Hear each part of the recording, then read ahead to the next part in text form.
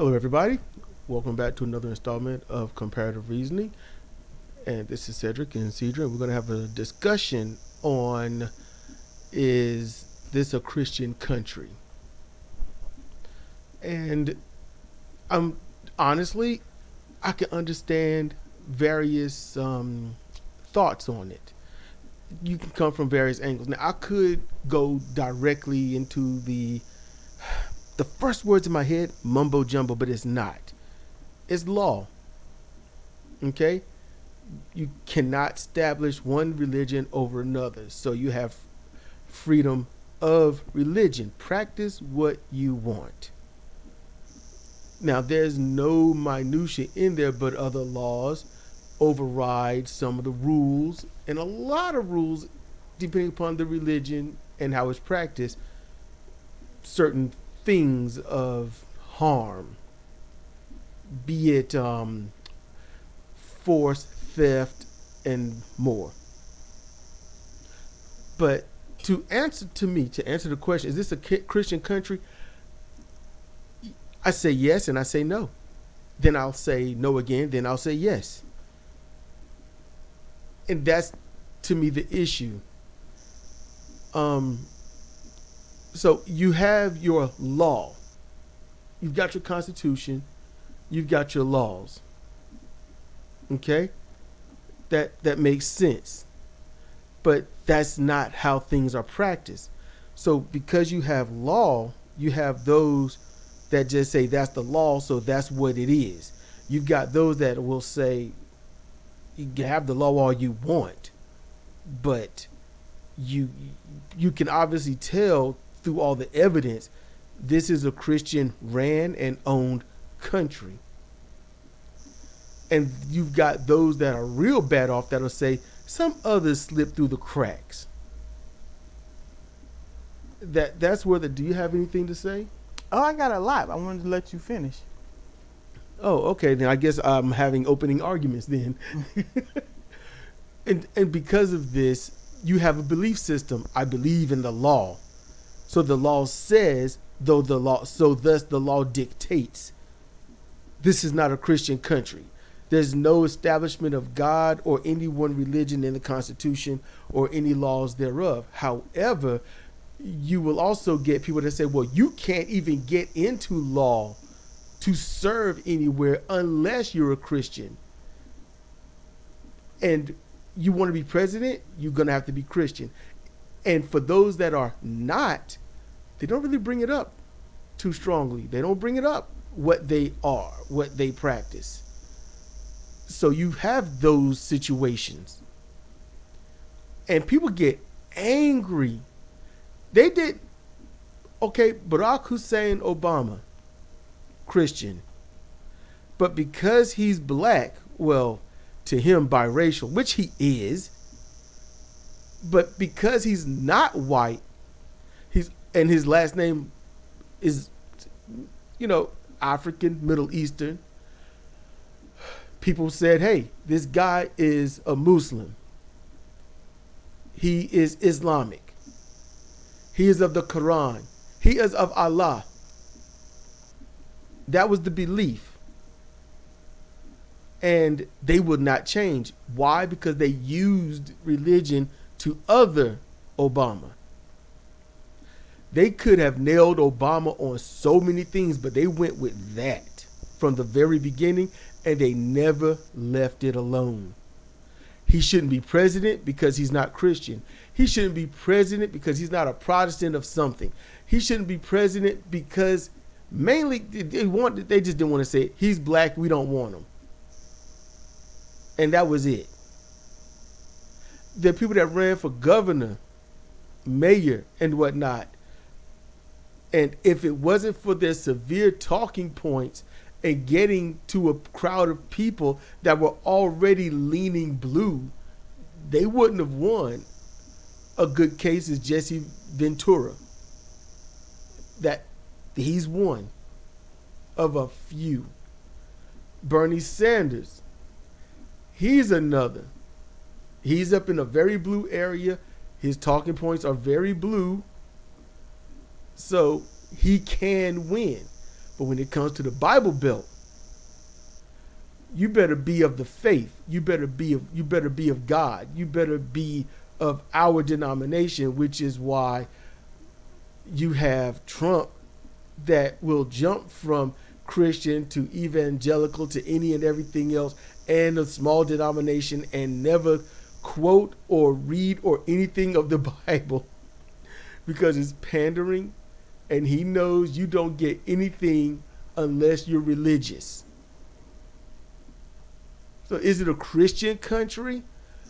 By and large, on belief, yes, despite the law.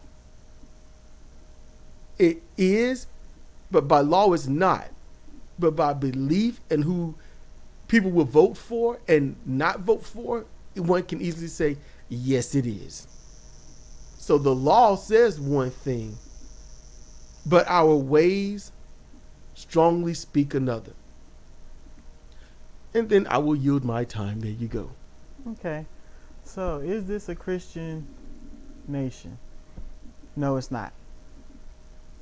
What it was founded on wasn't a bunch of Christian doctrines. The folks who originally came over here, who sailed across the water to get here, were looking for religious freedom. They wanted to practice religiously the way they wanted to, but of course they want to put their religion on others because that's what religious do.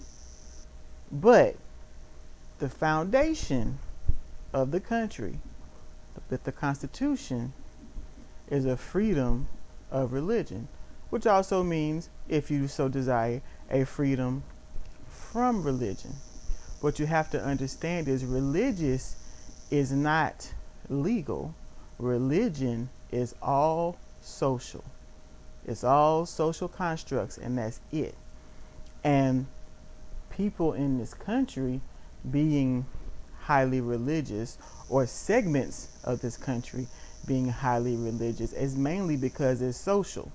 A large percentage of them aren't as religious, probably don't even care or believe, but because of fear and shame and retribution, they dare not say otherwise. What it comes down to is education. If you are educated, you're going to understand a lot more legal doctrines, the laws in general, and govern your life accordingly. And the religious, they use the law when it sees fit. They're having a land dispute. They don't go to court with the Bible, do they? No. They go with a lawyer. They cherry pick what to be educated about and what not to be. And in this country, slowly but surely, there is a disdain for education and the educated, because it makes you use your brain. Whereas if it's all social and all religious, it's all about what you believe and what you feel, not what you know and not what you can prove. So, no, foundationally, this country, legally, this country is not a Christian country. But because of mental laziness and beings not wanting to seek answers or think for themselves, they either go with the group or go with the good book, which has been passed down to them by people who ain't here no more and probably don't give a damn about what's going on.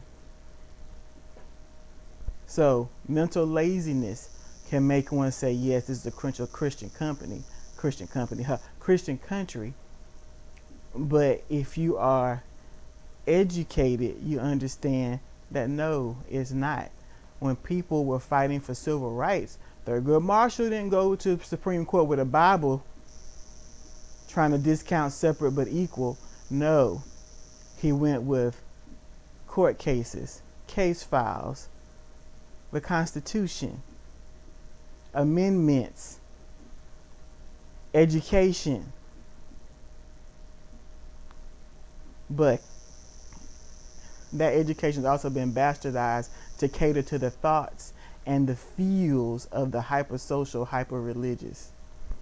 But the hypersocial and hyper-religious don't understand that their fields are going to bastardize everything, and they're going to suffer for it, which they're suffering now, just like everybody else, because they lack education. Education is the key to elevation. Why aren't women have 50, 11 children anymore? Because they're educated. They figured out how not to do that and how to have autonomy over themselves. And even the repeal of Roe versus Wade isn't going to put all these women back in the kitchen because they're educated. When black people coming out of slavery became educated, they ran for office. They learned to read. They opened schools for the betterment of themselves and others. And they're enslavers. Case in point, the beginning of public schools in this country. But this country, at this point now, has a disdain for education and for intelligence. And you can see it by who's currently running things. So laziness makes it a Christian country. Mental laziness. But educationally and foundationally and legally, it is not. Thank you for listening.